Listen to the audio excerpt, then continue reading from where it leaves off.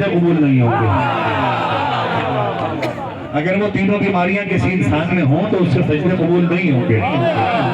और सजदे कबूल किनके होंगे? तुम सुनो सुनो सुनो, मैं रिज़्क़े विलायत तुम्हें बांट रहा हूँ, तुम जैसे चाहो लूटना। और जब भी रहमतों की बरसात बरसती है ना, जब भी विलायत की छींटें पड़ती है तो अपनों पर ही पड़ती है,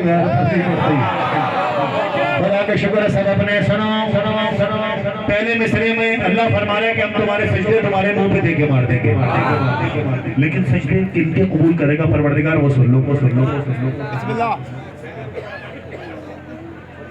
गुलामी सेठ के उसको जीते रहो, जीते रहो, जीते। तैयार हो, तैयार हो, तैयार हो। तुम्हारे लिए पढ़ रहा हूँ ये शेर, तुम्हारे लिए पढ़ रहा हूँ।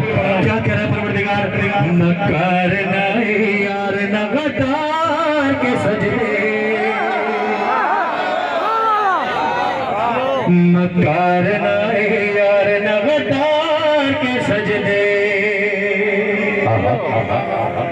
न करना यार न गद्दार के सजदे,